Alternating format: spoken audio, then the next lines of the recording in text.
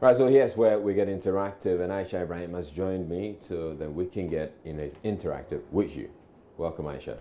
Thank you, Israel. And I'm glad to join you, especially because you're wearing my favorite colors. Okay. And so you know how to join the conversation too, right? It's on facebook.com/joynews on TV, and on Twitter it's on Joy News. Let's keep it tight. No harsh words. Let's have beautiful conversation. All right, so concerns have been raised of a potential diplomatic feud between Ghana and China, with Ghana's current fight against illegal mining. I'm sure you've heard all the noise about this whole Galamsey fight.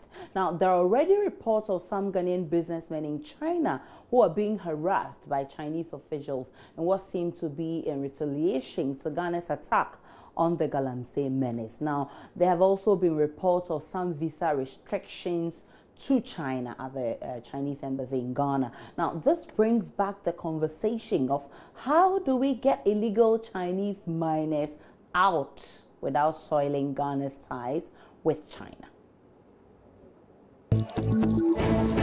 First of all, our, diplomatic calls should talk to, go into dialogue with the Chinese people over, so that they can have that rapport. But if that could not work, and they can't spoil our land. And if we should say the Chinese people will disturb Ghanaians in, they should come back home. They spoke to them and they don't want, then they have to force them out. Then we have to forget about relationship and then save our land. The Ghanaian government have to get in touch with the Chinese government, sit down, have a mutual agreement about how to solve things. And if it comes to a point that they are not agreeing, I know what Ghanaians are going to do. We should have a persuasive way of just mobilizing everything, not allowing fight and all those routes to happen. It has become a serious issue. It has become a diplomatic issue. So my concern, or what I want to put across is this. The Chinese government and the Ghana government should sit down on a round table and have this bilateral discussion as to how best they are going to deal with these issues. Because when it keep on rolling like that way, we too, it will compare with Ghanaians over here to also attack them here. And I don't think it will augur well for these two countries. Do you understand my point now? So the best solution or what they can do to minimize the menace is to make sure that the ambassadors or the two communities or the two countries will sit on a round table and have a very solid discussion. Ghana has its own rules, okay? And these are called a wicked problem. And a wicked problem has casualties. We can't deal with this problem without any casualties. So if you are thinking about resolving this problem, first of all, we should know that there's going to be casualties. There's going to be a rippling effect on another system. But what extent, what's the benefit despite all this? So the first thing we should do as a country is that we hold a diplomatic discussion with the Chinese on a round table. And we present our laws. Ghana have laws governing natural resources and activities with foreigners. Chinese also have their own laws, probably. And therefore, we should put these laws as a guide. And the Chinese activities do not exceed these particular boundaries that Ghanaians have. And if it does, Ghana law must be acted upon.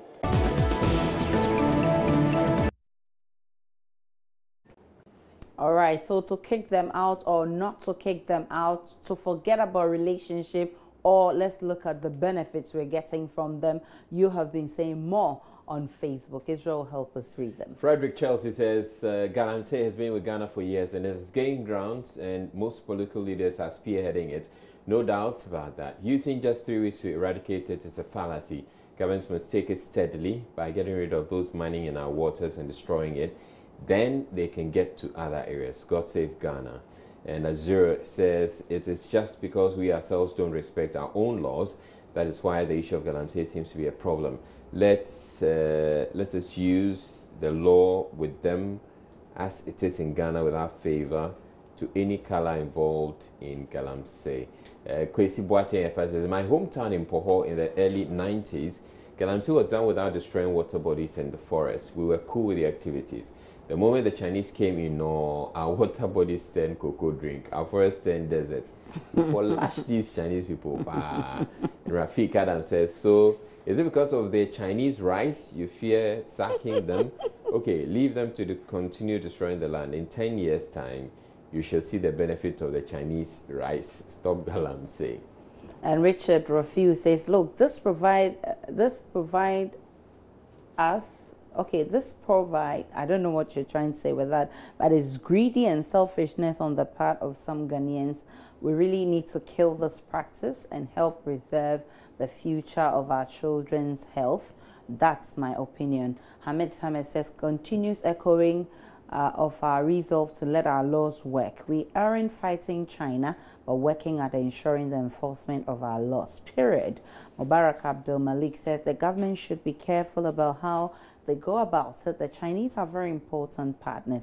Any bad treat meted out to the Chinese illegal galamsey operators will have a negative impact on our relationship. And Israel, I don't see why China should have a problem with Ghana dealing with, because it's an environmental issue. And of course, if you look at our environmental laws, even on the international front, if there's anything that affects your environment, you don't need permission from anybody to get rid of that thing. Yeah, I mean, I agree. I think we should just stand up to the Chinese and tell them that we're just enforcing our laws. Definitely. Just like they would enforce their laws in their country. And I think they know better than anybody that we're doing the right thing. All right, so also you may be aware that one of the much anticipated promise of the NPP government, the Planting for Food and Jobs program, was launched today. Now, the program is basically aimed at modernizing agric and making Ghana more sufficient in the sector while providing jobs alongside. The project also seeks to encourage the production of agric produce, not just by farmers, but by capable individuals as well. Whether a backyard garden or a small farm, it should definitely serve that purpose. Question, would you plant for food and job? Probably, yes. If I had, I think I've planted some plants in my home, which I think, but it's not yet grown. But I think it's a good thing to do than this organic thing that we've been getting in the market nowadays. So I would like to plant more.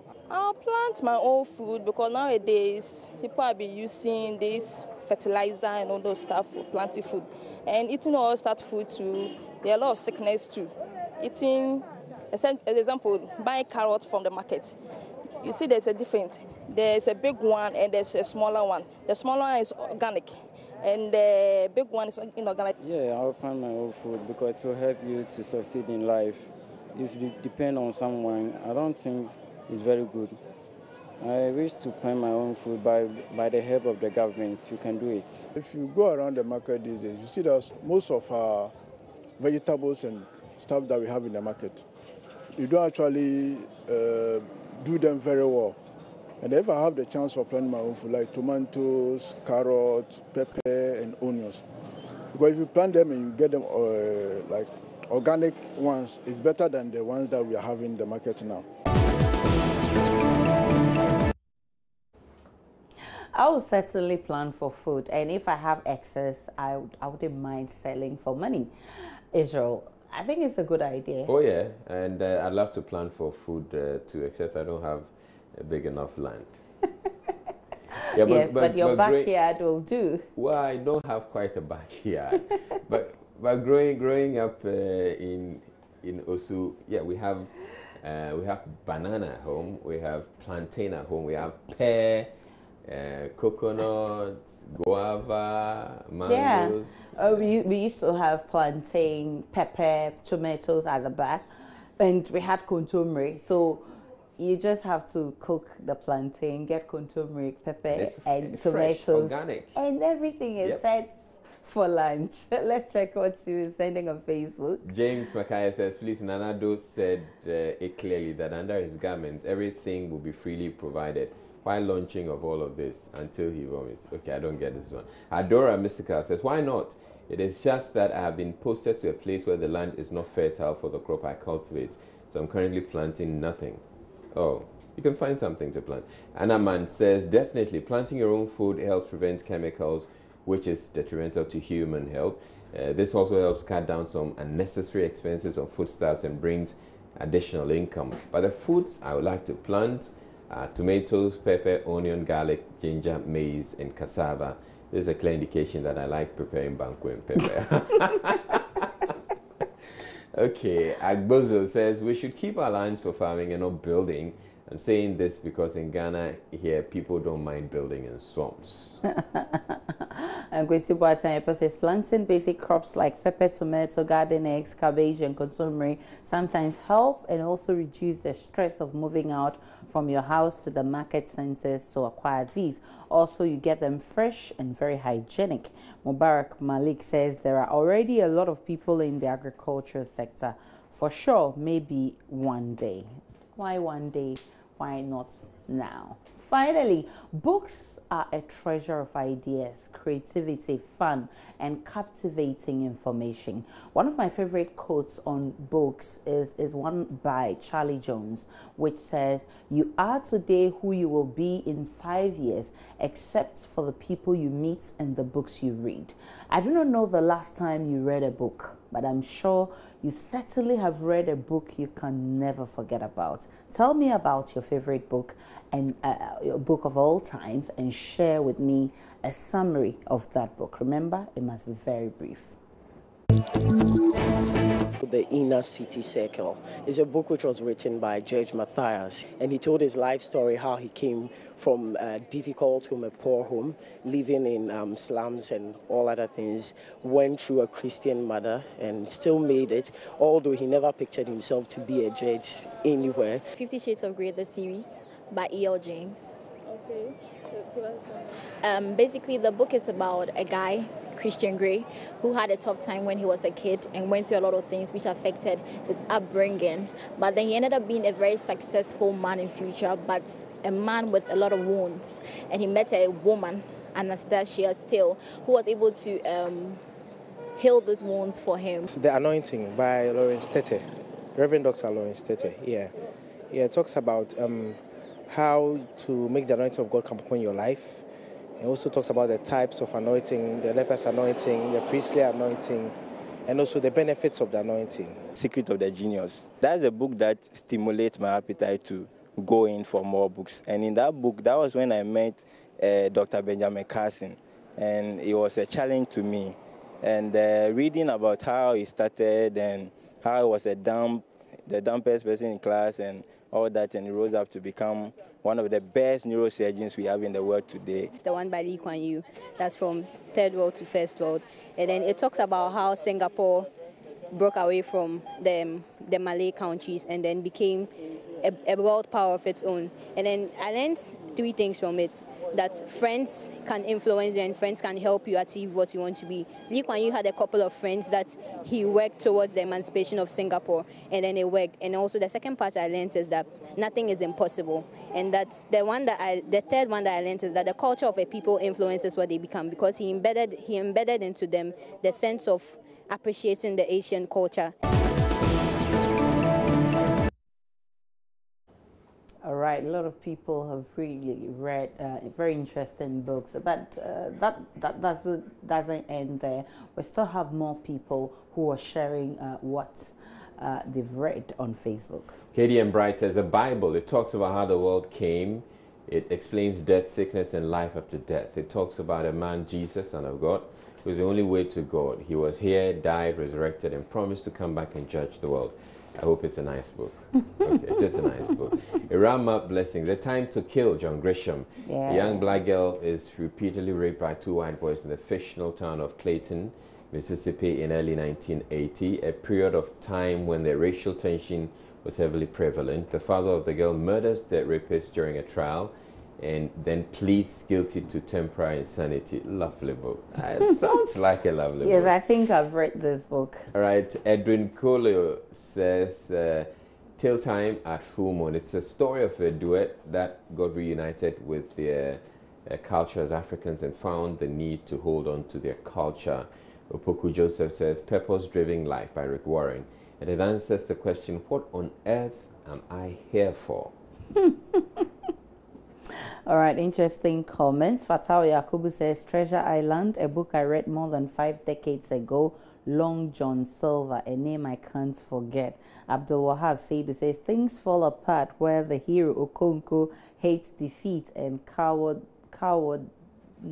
It's cowardice, actually. But at the end was defeated And Tofik says, hard to point to one, but the book that comes to mind is Antilles of the Savannah by Chinua Achebe. It's a political satire.